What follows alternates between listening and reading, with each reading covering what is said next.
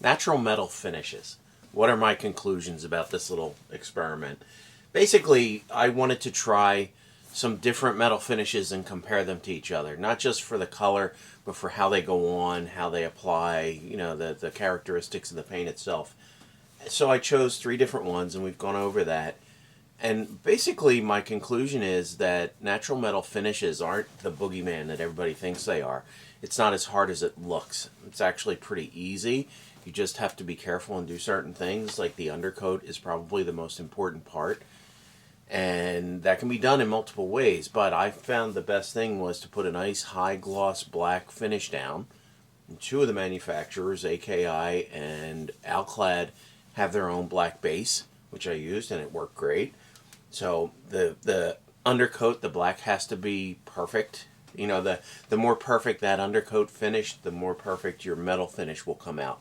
So you got to keep that in mind. You want to, as I had to with one of them, I had to wet sand the Alclad base just to get out any imperfections and get it nice and smooth before I put the aluminum on, the polished aluminum. So as you can see, excuse me, there's three different finishes, three different types of paint here. The first one I used was the Revell Chrome, which is a super shiny chrome finish. And that's chrome like chrome on your car, bumpers and trim and things like that. Anything that's super high, shiny finish. That's what this is, and that's right out of a spray can. I put down a base coat of Tamiya Gloss Black, and then I put this Revell Chrome over it, and I'm amazed at how nice this finish is. So if you're doing anything that's super chrome, trim parts, things like that, this stuff's a little bit pricey, but I'll tell you what, it's worth every penny. It works super well, and it's super easy. It's just like spraying on a spray can. Love it. So that's Revell's Chrome. The second one I did was Alclad. Alclad Natural Metal Finishes, and they have different types of metal finishes. I chose the polished aluminum, and I sprayed that on this spaceship, or the Razor Crest, and it came out great. Same thing, just over a nice glossy black base finish. Came out wonderfully. And the third one, this is the Alclad, and the third one I did was AKI. Now the Alclad is a solvent base, and it works with it. I use their thinner. And like I said, the coolest thing about doing these natural metal finishes, at least from my perspective, was how easy it was to spray right out of the bottle. In other words, I didn't have to screw around with ratios of thinner to paint and mixing and testing and all that.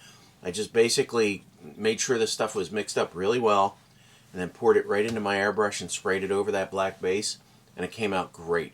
And you can kind of adjust the finish itself by how much of it you put on. You don't want to go too heavy, but you can see it as you spray it over the black, it builds up, and you can pick where you want to be with it. So with the AKI and the Alclad, that was a real pleasure. I didn't have to mix paint. I just took it, made sure it was mixed, and sprayed it right out of the airbrush. Went on very well. Now the next thing I'm going to do, and this will be a separate video, I'm going to do dissimilar panels on the Alclad piece, which means I'm going to mask off panels on it and spray them different shades of aluminum, darker aluminum, maybe a lighter aluminum, just to break up the shape of the ship itself. So that's my next step. And I can basically say that I like these all pretty much the same. I didn't find one better than the other. If I leaned in any direction, it would probably be the Alclad, just because there's such a selection of colors. But then again, AKI has that as well. AKI is an enamel base, and it dries a little bit slower. The Alclad is kind of it's a solvent base. It kind of smells like acetone to me, but I'm not sure exactly what it is. So those two have a different base, and the chrome, like I say, is right out of the spray can. So all my conclusions are basically, don't be afraid of natural metal finish. Give it a try. Make sure that your base coat is nice and shiny and glossy and clean, and you shouldn't have any problems. And the other thing I'd like to show, just really quick, I don't know if you'll be able to see this in the video. This P51 is sprayed with Tamiya's basic lacquer spray can, and this is bare metal, finish. It's an amazing difference between the natural metal finish paints and the standard spray paints like silver. When you put them next to each other, the natural metal finishes actually look like they're made of metal, and this to me looks like a plastic model. It just doesn't have that shine. I mean, nothing against the Tamiya spray can, it's great, it worked really well. Just if you're going to shoot a natural metal aircraft, a polished aluminum airplane, go with one of the natural metal finishes and you'll be amazed at the difference. So that's it for now on natural metal finishes. I'm going to move ahead and do some things with these, little experiments on dissimilar panels, and I think I'm going to do a little chipping video on using chipping fluid with the B17, and we'll see how that comes out. So come back next time and check us out, and as always, keep on modeling.